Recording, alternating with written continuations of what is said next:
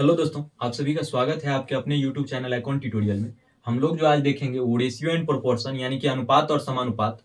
तो रेशियो जो है वो एक बहुत ही महत्वपूर्ण टॉपिक है, क्योंकि इसका यूज जो है हर एक चैप्टरों में किया जाता है। Percentage, time and work, time and distance, profit and loss, चाहे कोई भी चैप्टर क्यों ना हो, सभी चैप्टरों में इसका यूज किया जाता है। तो आज हम लोग जो है वो रेशियो को बारी बारी से टाइप बाय टाइप देखेंगे। सबसे पहले जानते हैं कि रेशियो होता क्या है। रेशियो जो है वो दो सजातीय राशियों के बीच तुलनात्मक संबंध को रेशियो कहते हैं। सजातीय राशि का अर्थ होता है कि दो समान जाति के साथ तुलना करवाना, यानी कि यदि हम लड़का का तुलना करवा रहे हैं तो लड़का से ही करवाएंगे, या लड़की का तुलना करवा रहे हैं तो लड़की से ही करवाएंगे, ना कि लड़की का तुलना लड़का से करवाएंगे। ठीक ना। तो आप लोग का आज पहला टैप जो होगा वो बैलेंसिंग ऑफ रेशियो यानी रेशियो को संतुलित करना।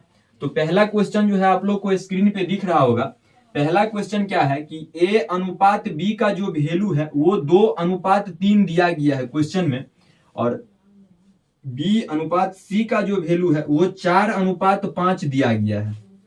और पूछ रहा है क्या कि ए अनुपात बी अनुपात सी का वैल्यू क्या होगा।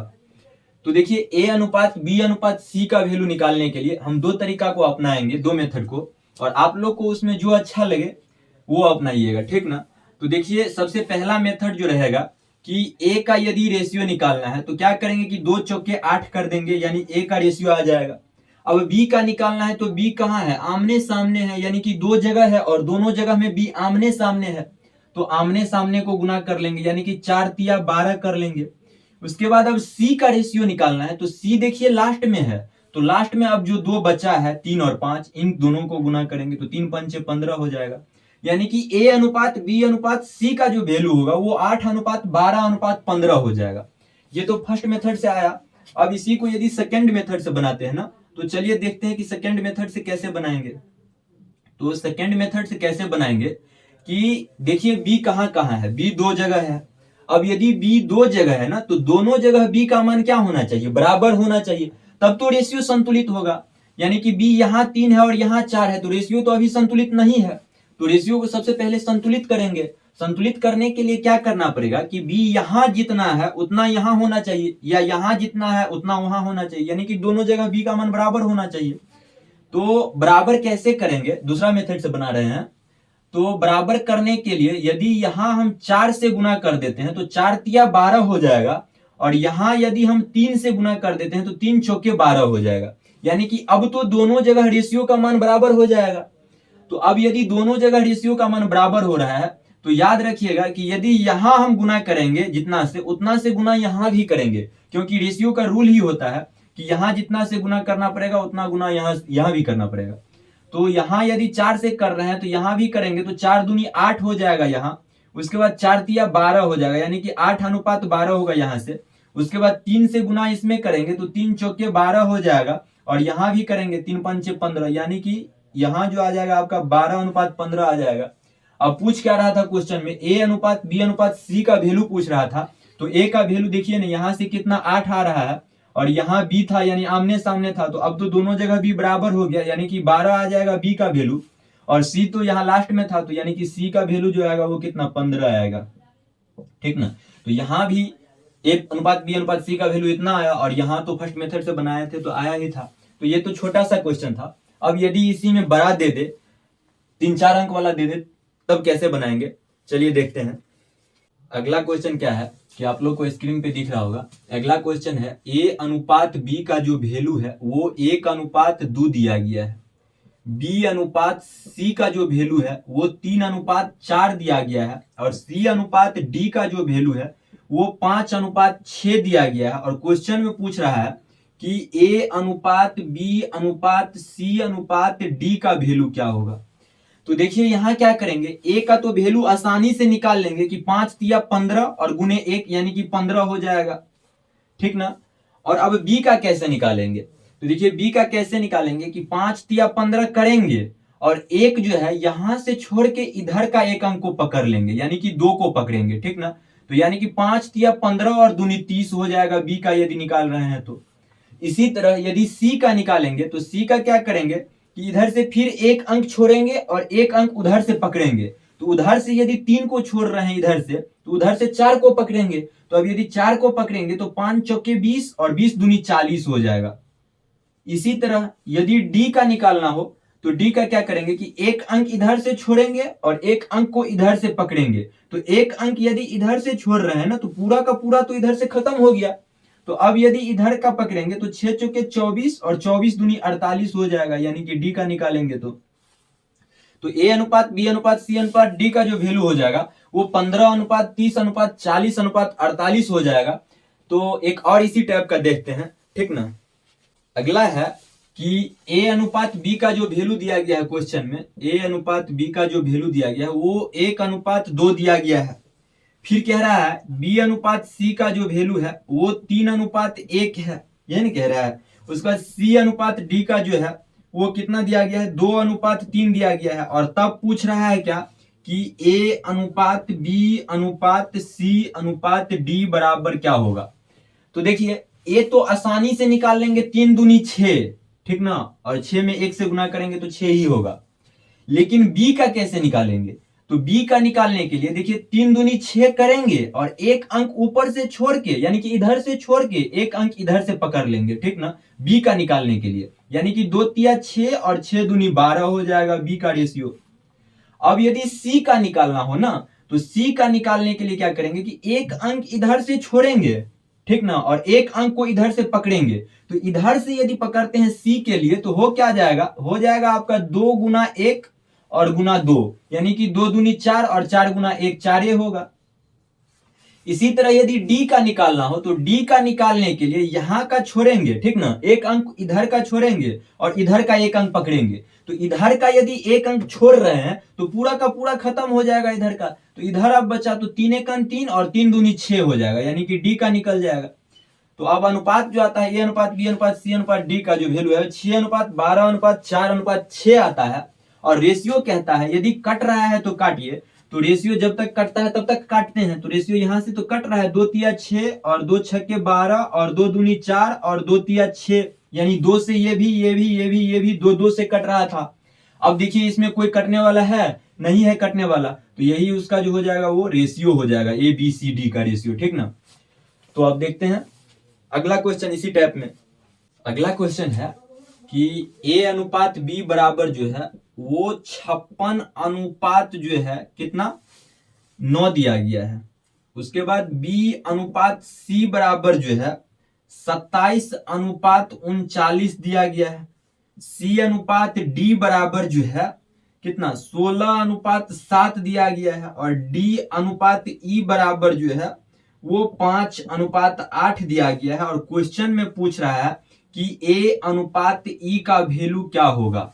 देखिए इस बार जो है पूरा नहीं पूछ रहा है, इस बार सिर्फ शुरू का और लास्ट का पूछ रहा है। जब शुरू का और लास्ट का पूछ रहा है ना, तो इतना जंतर मंतर गुना नहीं करना है। क्या करेंगे कि सबसे पहले जो है यदि शुरू का और लास्ट का पूछे तो इतना बड़ा यदि डिजिट दिया रहे और कहीं यदि तब कट रहा है तो काट लेंगे। कब काटेंगे, जब दोनों शुरू का और लास्ट का निकालना रहे तब काटेंगे, ठीक ना। तो शुरू का और लास्ट का निकालना है तो 8 दूनी 16 कर देंगे, यहाँ कट रहा है, और इधर 9 तिया 27 हो जाएगा। उसके बाद जो है 7 अट्ठे 56 इधर कटेगा, और इसके बाद 3 से कितना बार में 13 बार में जाएगा। अब देखिए कहीं कटने वाला है नहीं, नहीं कटने वाला है, तो अब क्या करेंगे कि गुना कर लेंगे। तो 8 दूनी 16 और 16 पंचे कितना 80 हो जाएगा। उसके बाद जो है यहाँ कुछ नहीं बचा है, सिर्फ 13 बचा है, तो 13 होगा। देखिए यहाँ ही इसीलिए काट लिए ना, क्योंकि ए का निकालने के लिए तो इधर से गुना करते थे, यानी इधर के इस साइड का पूरा गुना करते थे, और ई का निकालने के लिए इस साइड का पूरा गुना करते थे। और गुना करने के बाद यहाँ जो आता तो यहाँ तो भी कटवे करता ना, तो इसलिए कैलकुलेशन को इजी करने के लिए ना यही काट लिए, और काटने के बाद जो है तब गुना किए, ठीक ना। तो अब देखते हैं अगला टाइप। अगला टाइप का अगला क्वेश्चन क्या है कि 2a बराबर 3b बराबर 4c इतना दिया गया है, और क्वेश्चन में पूछ रहा है कि a अनुपात b अनुपात c का वैल्यू क्या होगा। तो देखिए अब यदि a का पहले रेशियो निकालना है ना, तो a को नहीं लेंगे, यानी कि जिसका रेशियो निकालना है उसे नहीं लेंगे, उसे छोड़ देंगे। तो a का निकालना है तो a को नहीं लेंगे और b और c का ले लेंगे। तो b और c के पीछे कोफिशिएंट कितना है 3 गुने 4, यानी कि 12 है a का। हो जाएगा रेशियो। उसके बाद अब बी का निकालना है तो बी को छोड़ देंगे और ए और सी का लेंगे तो 2 चौके कितना 8 हो जाएगा। उसके बाद जो है सी का निकालना है तो सी को छोड़ देंगे और ए और बी को लेंगे तो 2 तिया कितना 6 हो जाएगा। अब देखिए यदि यहाँ तीनों जगह कुछ कॉमन है तो कॉमन को काटेंगे या निकालेंगे तो 2 छक्के 12 और 2 चौके 8 हो जाएगा और 2 तिया 6, यानी कि ए अनुपात बी अनुपात सी का जो वैल्यू होगा वो 6:4:3 होगा।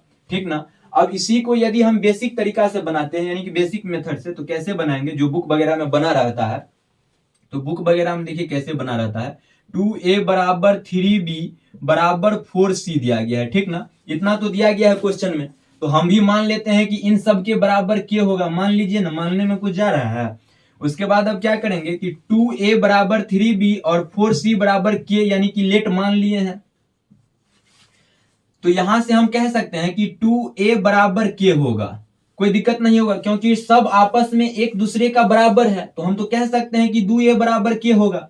इसी तरह कह सकते हैं कि 3b बराबर यानी कि 3b बराबर k होगा, और इसी तरह कह सकते हैं कि 4c बराबर k होगा। अब क्या करेंगे, k यदि यहाँ है तो a निकालना है, a का वैल्यू, तो a को सेपरेट करेंगे, तो a को सेपरेट करने के लिए a बराबर क्या हो जाएगा, 2 इधर है तो इधर आ जाएगा, बाय क्रॉस मल्टीपल होगा, तो a का वैल्यू k/2 हो जाएगा। इसी तरह यहाँ से b का वैल्यू हो जाएगा k/3, और इसी तरह यहाँ से c का वैल्यू हो जाएगा कितना, k/4। ठीक ना। अब निकालना था a अनुपात b अनुपात c का रेशियो, तो अब यदि रेशियो निकालना है तो क्या होगा कि k/2, उसके बाद k/3, उसके बाद क्या k/4। अब देखिए रेशियो में दोनों कट, तीनों जगह से कट जाएगा। अब निकालना है रेशियो में तो क्या कहते हैं, बट्टा में नहीं लिखते हैं, कभी भी रेशियो में बट्टा में नहीं लिखा कीजिएगा। ठीक ना। तो देखिए 4 तिया 12, ए का रेशियो पहले निकालेंगे, तो 4 तिया 12 और ये 12 इधर आ जाएगा। उसके बाद बी का निकालना है तो बी को नहीं लेंगे और 2 चौके 8 यानी कि 8 इधर हो जाएगा। उसके बाद अब सी का निकालना है तो सी का नहीं लेंगे, 3 दूनी 6 हो जाएगा, यानी कि 12:8:6 आ रहा है। अब यहाँ दोनों जगह कॉमन है, तीनों जगह, तो 2 छक्के 12 और 2 चौके 8 और 2 तिया 3, यानी कि ये रेशियो जो हो जाएगा 6:4:3 आता है। तो बुक वगैरह में इसी तरह बना रहता है, तो इतना बड़ा करने से तो अच्छा होगा कि इतना शॉर्ट मेथड से बना लेंगे। ठीक ना। तो देखते हैं अब इसी टाइप में अगला क्वेश्चन।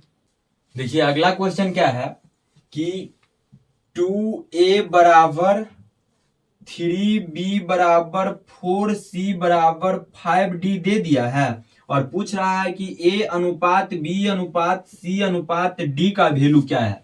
तो देखिए यहाँ अगर बुक की तरफ बनाएंगे ना तो बहुत बड़ा हो जाएगा ना, तो शॉर्ट मेथड से बनाने के लिए क्या करेंगे कि a का निकालना है ना। अब यदि a का निकालना है तो a को छोड़ देंगे और बाकी का ले लेंगे, तो बाकी बी सी डी है, तो 3 चौके 12 और 12 पंचे कितना 60 हो जाएगा। इसी तरह अब बी का निकालना है तो बी को छोड़ देंगे और बाकी का लेंगे, तो बाकी में 2 चौके 8 और 8 पंचे कितना 40 हो जाएगा। अब सी का निकालना है तो सी को छोड़ देंगे और बाकी का लेंगे, तो 2 तिया 6 और 6 पंचे 30 हो जाएगा। अब फिर डी का निकालना है तो डी को छोड़ देंगे और बाकी का ले लेंगे, तो 4 तिया 12 और 12 दूनी कितना 24 हो जाएगा, यानी कि 60 40 30 24 रेशियो आएगा। लेकिन देखिए अब चारों जगह जो है कुछ कॉमन है, और जो कॉमन रहता है उसे निकालते हैं, यानी कि जो कटता है उसे काटते हैं।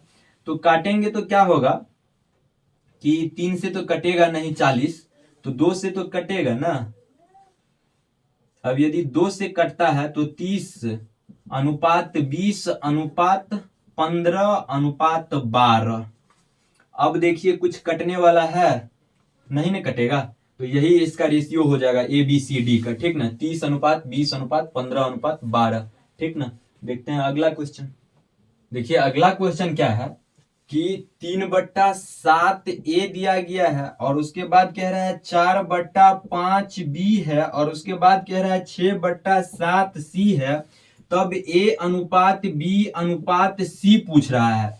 तो देखिए ए का यदि रेशियो निकालना है तो ए का ऊपर वाला नहीं लेंगे और बाकी का ए का जिसका निकालना है उसका ऊपर वाला नहीं लेंगे और नीचे वाला लेंगे, तो नीचे में 7 है, और बाकी का ऊपर वाला लेंगे तो बाकी का ऊपर वाला 4 गुने 6 हो जाएगा। इसी तरह यदि बी का रेशियो निकालना है तो बी का ऊपर वाला नहीं लेंगे, ठीक ना, और नीचे वाला लेंगे, तो नीचे में कितना 5 है, और बाकी का ऊपर वाला लेंगे तो 3 गुने 6 हो जाएगा। उसके बाद सी का रेशियो निकालना है, तो सी का ऊपर वाला नहीं लेंगे, यानी कि जिसका निकालना रहे उसका ऊपर वाला नहीं लेंगे और नीचे वाला लेंगे और बाकी का ऊपर वाला लेंगे। तो बाकी का ऊपर वाला 3 गुने 4 हो जाएगा। अब इसमें जो कॉमन है उसे काटेंगे तो 3 दूनी 6, 3 दूनी 6, 3 एक 3, 2 से 2 खत्म, 2 दूनी 4, यानी कि अब 7 चौके 28 हो जाएगा। अब तो कुछ कॉमन बचा नहीं है। उसके बाद 5 तिया 15 हो जाएगा और 7 दूनी 14 हो जाएगा। यानी ए अनुपात बी अनुपात सी का जो वैल्यू होगा वो 28 अनुपात 15 अनुपात 14 होगा। और अब थोड़ा सा इसे बेसिक मेथड से भी बना लेते हैं। तो देखिए बेसिक मेथड से कैसे बनता है कि ए का यदि रेशियो निकालना है, तो ए का रेशियो निकालना है तो ए के पीछे जो अंक दिया गया उसे यदि हम उल्टा कर देंगे तो वही ए का रेशियो हो जाएगा। तो ए के पीछे 3/7 है, तो 3/7 को यदि हम 7/3 लिख देंगे तो वो ए का रेशियो हो जाएगा। और बी के पीछे 4/5 है, तो 4/5 को हम यदि 5/4 लिख देंगे तो वो बी का रेशियो हो जाएगा। और सी के पीछे 6/7 है, तो 7/6 यदि हम लिख देंगे तो वो सी का रेशियो हो जाएगा। लेकिन रेशियो को तो बट्टा का वैल्यू चाहिए नहीं, उसे तो इंटीजर वैल्यू चाहिए। तो इंटीजर वैल्यू निकालने के लिए क्या करना पड़ेगा कि ए का सबसे पहले निकालेंगे, तो ए का ऊपर वाला लेंगे और बाकी का नीचे वाला, तो 4 गुने 6। अब बी का निकालना है, तो बी का ऊपर वाला लेंगे और बी का यदि ऊपर वाला ले रहे हैं तो बाकी का नीचे वाला, यानी कि 3 गुने 6। उसके बाद सी का निकालना है, तो सी का ऊपर वाला लेंगे यानी कि 7 और बाकी का नीचे वाला 3 गुने 4। अब इसे यदि सॉल्व करते हैं तो देखिए 3 दूनी 6, 3 दूनी 6, 3 एक 3, 2 से 2 खत्म और 2 दूनी 4। उसके बाद 7 चौकी 28 और 5 तिया 15 और 7 दूनी 14, यानी कि फिर जो आंसर आया है वही आया है ना, 28 अनुपात 15 अनुपात 14 आया है। यानी कि अगर बेसिक तरीका से बनाएंगे तो इतना लिखना पड़ेगा, और अगर शॉर्ट मेथड से बनाते हैं तो ये सब लिखना नहीं पड़ेगा। तो ठीक है, अब देखते हैं अगला क्वेश्चन। अगला क्वेश्चन क्या है, कह रहा है यदि 4/a बराबर 3/b बराबर 2/c है तो a प्लस b का होल स्क्वायर अनुपात b प्लस c का होल स्क्वायर, उसके बाद अनुपात a प्लस c का होल स्क्वायर पूछ रहा है क्वेश्चन में। यानी कि इतना देके इसका वैल्यू पूछ रहा है। जब इसका वैल्यू पूछ रहा है तो देखिए यहां से तो a और b और c का अलग अलग मान पता रहना चाहिए। तो जब अलग अलग पता करने के लिए क्या करेंगे कि इसी को हम जैसे 4/a लिखा है तो इसको तो हम a/4 बराबर b/3 बराबर c/2 लिख सकते हैं।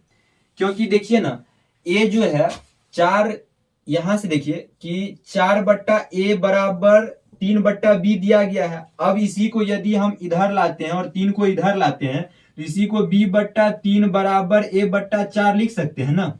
इसी तरह इसको यहां लिखे हैं। अब क्या करेंगे कि ए के नीचे जो है ना वही उसका रेशियो होगा, बी के नीचे जो है वही उसका रेशियो होगा, सी के नीचे जो है वही उसका रेशियो होगा। तो ए के नीचे 4 है तो यहां 4 पुट करेंगे और बी का वैल्यू यानी कि बी के नीचे 3 तो 3, अब 3 का स्क्वायर। इसी तरह रेशियो बी प्लस सी, तो बी का रेशियो 3 और सी का रेशियो 2, तो 3 2 5 यानी स्क्वायर, प्लस ए प्लस सी, तो ए का रेशियो कितना 4 है और सी का रेशियो कितना 2 है, तो 4 2 यानी स्क्वायर अब कर देंगे 4 3 7 और 7 का स्क्वायर कितना 49 हो जाएगा। उसके बाद 3 और 2 5 और 5 का रेशियो 25 हो जाएगा, 4 और 2 6 और 6 का रेशियो 36 हो जाएगा। यानी इतना का जो वैल्यू होगा वो 49 अनुपात 25 अनुपात 36 होगा। ठीक ना। तो देखते हैं अगला क्वेश्चन। अगला क्वेश्चन क्या है, कह रहा है a अनुपात b बराबर c अनुपात d बराबर e अनुपात f का जो वैल्यू दिया गया वो 1:2 दिया गया है। और क्वेश्चन में पूछ रहा है कि 3a plus 5c plus 7e और बट्टा में यानी कि रेशियो दिया गया है, तो रेशियो का अर्थ बट्टा ही होता है। 3b plus 5d plus 7f, इतना का वैल्यू पूछ रहा है। तो अब देखिए इसी को थोड़ा सा हम ऐसे लिख सकते हैं ना, ए बट्टा बी, ए अनुपात बी का वैल्यू बट्टा होता है तो ए अनुपात बी को ए बट्टा बी लिख सकते हैं, बराबर सी बट्टा डी बराबर ई बट्टा एफ बराबर 1/2। यानी कि इतना तो क्वेश्चन में दिया ही गया है। जब इतना क्वेश्चन में दिया गया है और इतना का वैल्यू पूछ रहा है तो देखिए यहां से हम कह सकते हैं कि ए बराबर है सी का, सी बराबर है ई का और सब के बराबर है 1। यहां से बी बराबर है डी का, डी बराबर है एफ का और सब का बराबर है 2। यानी कि जितना बी का वैल्यू होगा उतना ही डी का वैल्यू होगा, उतना ही एफ का वैल्यू होगा, जितना ए का वैल्यू होगा उतना ही सी का वैल्यू होगा, उतना ही ई का वैल्यू होगा। तो यहां से यदि ए सी और ई का वैल्यू यदि हम रखते हैं तो देखिए ए का वैल्यू, सी का वैल्यू और ई का वैल्यू, तीनों का तो वैल्यू आपस में बराबर है, यानी तीनों का तो वैल्यू एक ही होगा ना। जब एक ही होगा तो 3 गुना 1 3 होगा, 5 गुना 1 5 होगा, 7 गुना 1 7 होगा। तो यानी कि अब 3 और 5 12 और 7 कितना 19 लिख सकते हैं, क्योंकि 1 से गुना करने पर कोई फर्क नहीं पड़ेगा, क्योंकि ए सी ई का वैल्यू 1 दिया गया है। उसके बाद बी डी एफ का वैल्यू देखिए क्या दिया गया है, बी डी एफ का वैल्यू 2 दिया गया है। तो अब यदि यहां 2 से गुना करेंगे, यहां भी 2 से गुना, यहां भी 2 से गुना, तो 2 तो हम दोनों तीनों जगह से कॉमन ले सकते हैं, और कॉमन यदि दोनों तीनों जगह से 2 ले लेंगे तो 3 5 कितना 8 हो जाएगा, और 8 7 15 हो जाएगा, और 15 2 जो कॉमन लिए थे तो 15 दूनी 30 हो जाएगा, यानी कि 19/30 जो होगा वो आपका आंसर होगा। ठीक ना।